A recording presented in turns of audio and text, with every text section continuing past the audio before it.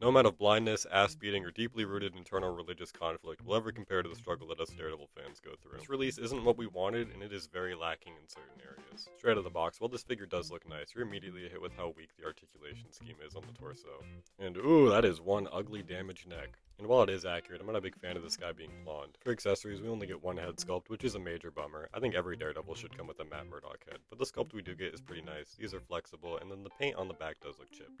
We also get a set of fisted hands, and then a trigger and a grabbing hand for some reason. Odd choice. And then a single open hand. This is criminal. You're killing me, Hasbro. And then I like the idea of a string on the baton here, but it just didn't come out very well. It looks cheap, and I find it hard to use for very much. Otherwise, the baton does look nice, though.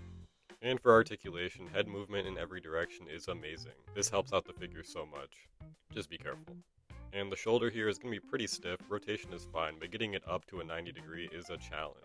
Definitely heat this guy up. And then the butterfly joints on this guy are pretty bad. Not a whole lot of range in either direction.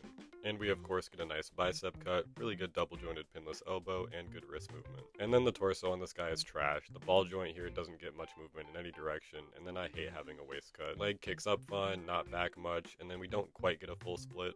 And a thigh cut, good double jointed pinless knee. We do get a cut here, and then the ankle is good too. And standard Marvel Legend height is 6.5 inches. And here he is next to the rest of the Daredevil figures I have. As you can see, there is no classic one in sight. I do love that they're making all these different versions, but I really desperately need a classic look for him. Hopefully that Secret Wars rumor is true. Speaking of figures they need to make more of, Daredevil villains. I only have Kingpin, I really need more. And he looks great next to the heroes for hire. Give us a comic Jessica Jones, Hasbro. Next to Max Spidey and Max Deadpool.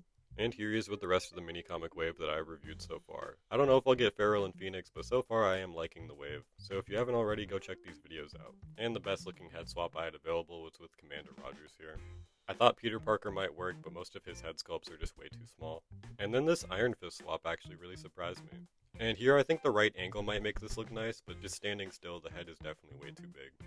And for you inbox collectors, the blister card here does look very nice, but you'll never catch me keeping a figure in the box like this.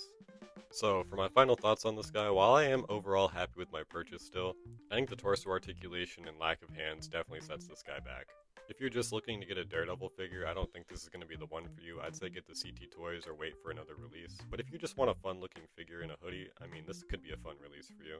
As for the mini comic book aspect of things here, the mini comic is actually so unremarkable that I totally forgot to even record it until now. I actually like the gimmick of having a mini comic book, but it always takes away from our hand selection, so it's very frustrating. But what do you guys think about this figure? Let me know in the comments below. If you enjoyed this video, drop a like and a follow so you can see more. Toodles!